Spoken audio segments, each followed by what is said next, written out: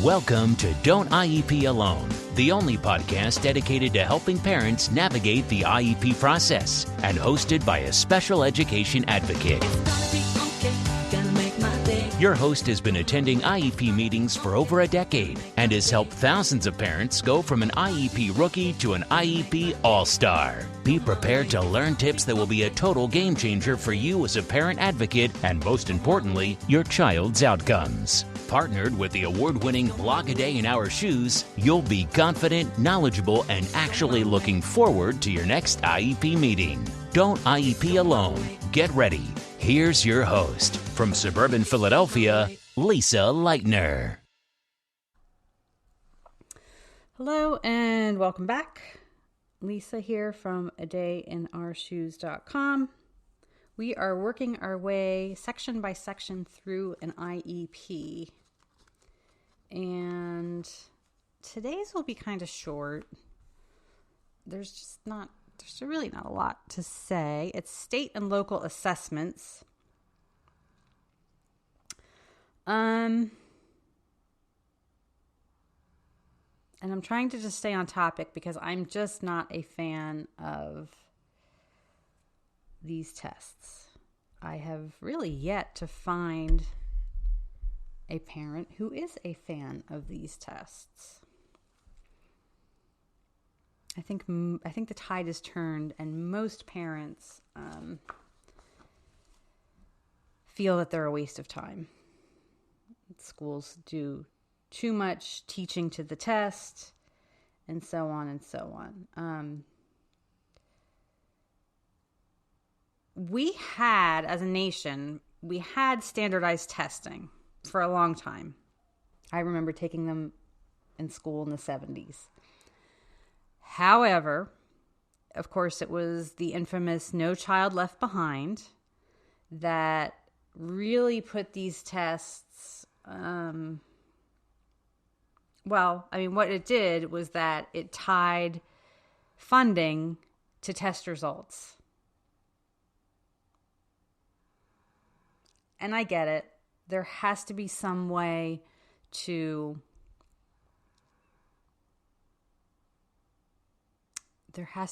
hold schools accountable. There has to be some way to measure how one school is doing over another. But tying it to funding just made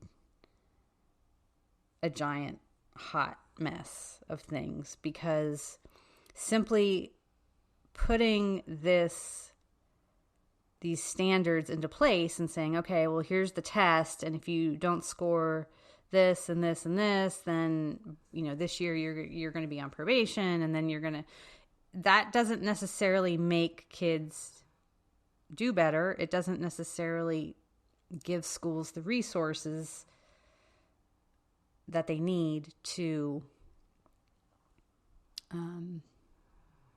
do well. It just merely pointed out, what's the word I'm looking for? It became like a self-fulfilling prophecy. Like, I think that the struggling schools who did get put on probation and who lost funding and things like that, I think they knew they were struggling before this. They didn't need this test to tell them. But all it did was add another level of bureaucracy, and really kind of put it out there that this school is struggling. And at least I know in Pennsylvania, every year there are 2 districts in particular near me, both in this county. We have 12 school districts, and I don't know how many charters in my county. But there are 2 in particular who consistently rank in, I want to say, top 1 through top 5 for these test results. And sometimes they're number 1. And realtors love it. And it'll be in the newspaper. Oh, we're the best school district in the state. Look at that. We are the number 1 school district in the state. Look at that. We're the number 3 school district in the state. Which is saying a lot. My state has 500 school districts. and about 100 plus charters, which are considered public, and they take these tests too. So yeah, out of 600 public school entities, to be number 1 or number 3 is an accomplishment, but it's not an accomplishment. It just means that they did very well on this test, and that they do a very good job of preparing their students for this test. And they are both very affluent school districts to begin with. They were very affluent school districts long before No Child Left Behind was enacted. Not everyone has the same starting line, right? So, see, I said I wasn't going to rant about these tests, and what am I doing? I'm ranting about how much I hate these tests. They're here. There are movements underway to get rid of them. There is more, I believe, political support today in eliminating these exams than ever before. But as we sit here today, they still exist. So,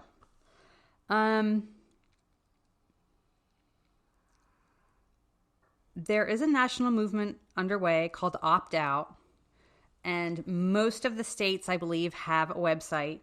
So for your state, you would just look out Opt Out Pennsylvania, Opt Out New Jersey, Opt Out California, and you will find information on that website about your exams. It's going to be biased information. Obviously, if people want to opt out of these exams, they're not huge fans of them.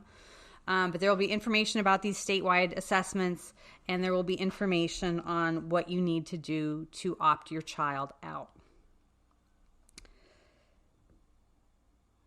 Now, if your child does not take the exam, my child takes an alternate exam. He's not in his neighborhood school. He's in a more restrictive placement anyway, so he's not there when they do the testing.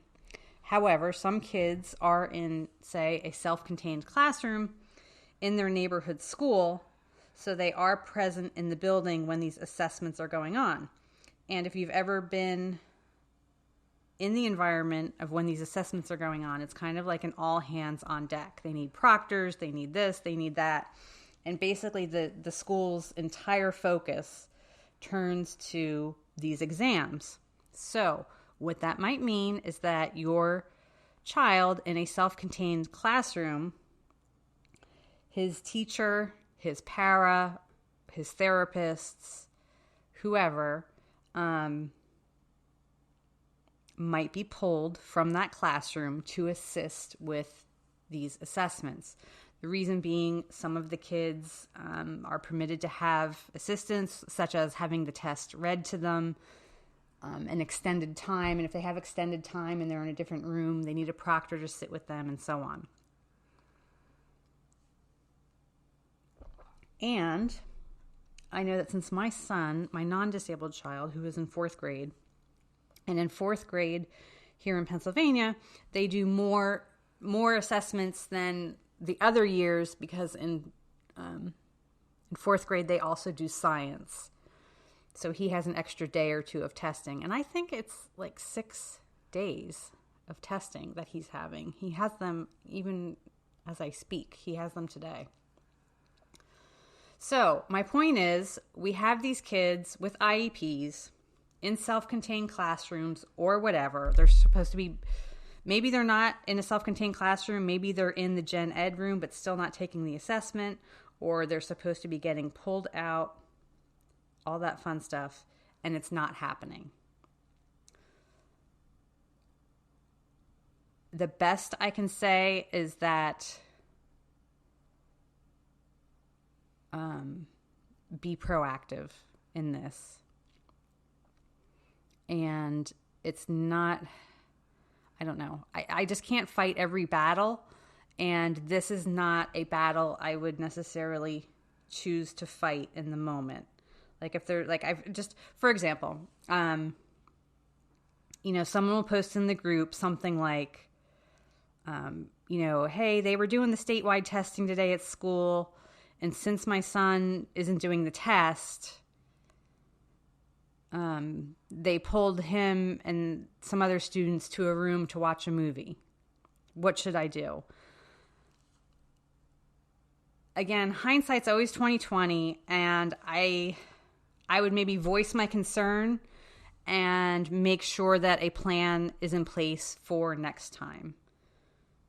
Because I agree that your child's not going to school to watch a movie.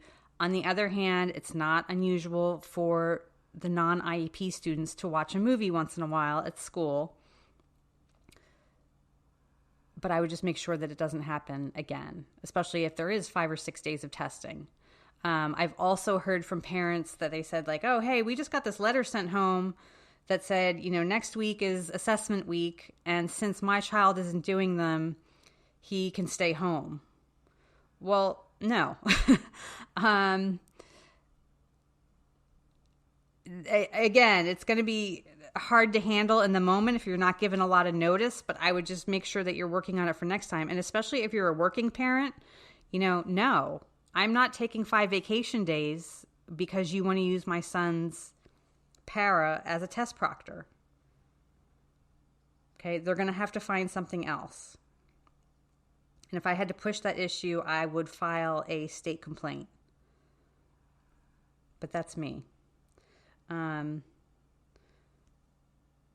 But I'm a planner. I overplan to a fault. It has to do with my anxiety, and I like to have a plan for everything.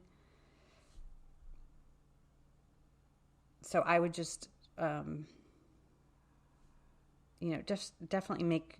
It's just hard because so many times I hear that they're just not given enough notice. Like it's things like, well, he was told to stay home tomorrow because they're doing assessments. Like, well, what are you supposed to do, if you're not a stay-at-home mom? And you know what? I am a work-at-home mom, and I still don't want my kid here this week. He's supposed to be at school. Even if he's just watching a movie or on the playground, that's opportunities for, joint attention and social skills and gross motor movement. It's something, it's not home here with me.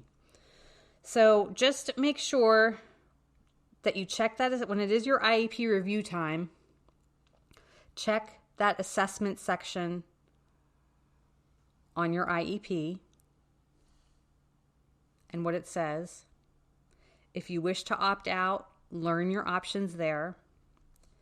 If your child is going to take these assessments or is checked, the box is checked that they're going to take these assessments, ask what accommodations are going to be able to be provided. They may not necessarily get all the accommodations that they have in their IEP for these statewide assessments because the testing protocol may not allow for it. However, if it is determined that a child needs a certain accommodation for these statewide assessments, then they should be able to use those accommodations in the rest of their classes as well. Okay, you can't just give a child certain accommodations when it's testing time because you want them to do better on the test. And then when testing's over, they don't have those accommodations. Okay, does that make sense? Other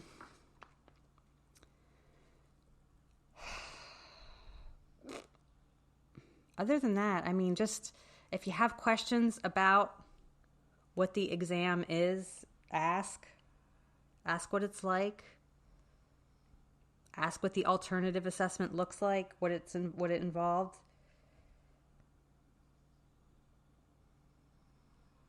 And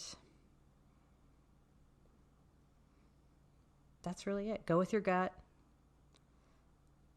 And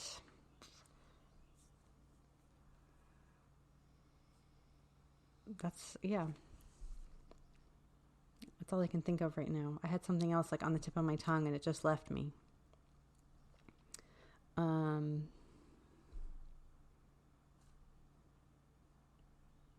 Okay. I can't think of it, so I'm just going to end there. So anyway, that's state and local assessments. make sure your section is accurate and that you're in full understanding. And again, just be proactive. If your child is not doing the assessments, just be proactive in what they are going to do while the rest of the school is doing these tests. Okay? By the time you hear this podcast, testing will be over for this school year for, I would guess, 99% of the districts in this country. However, they are just recently, at least here, they're just ending this week. So it's a good time, while it's fresh in your mind, to jot down some notes and send a note to the team and say, hey, you know, this is what happened during testing time. I'd like for next year, you know, that this happened instead. Okay? That's it for state and local assessments. I believe next is goals. Ooh, IEP goals. So that will be the next one. Tune in then. Thanks so much for listening. Bye-bye. Thanks for listening to the Don't IEP Alone podcast. No parent should have to IEP alone. And with A Day in Our Shoes, you don't have to. For more IEP assistance and letter templates, visit adayinourshoes.com. For ongoing assistance and support, follow our Facebook page and group.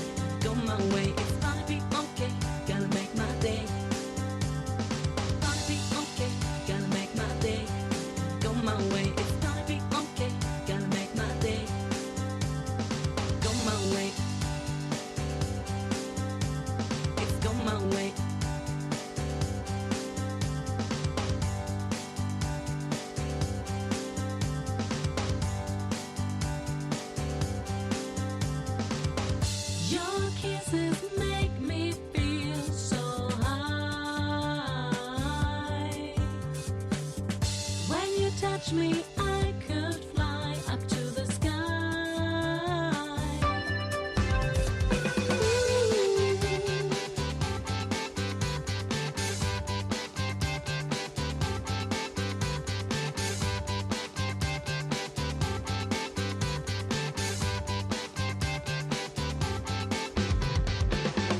Every day I'm on my road, but today is the day that I meet you, my baby. Hope you're going to stay. It's gonna be okay, gonna make my day. Go my way, it's gonna be okay, gonna make my day. It's gonna be okay, gonna make my day. Go my way, it's gonna be okay, gonna make my day. Go my way. It's go my way. My way. It's go my way. It's go my way.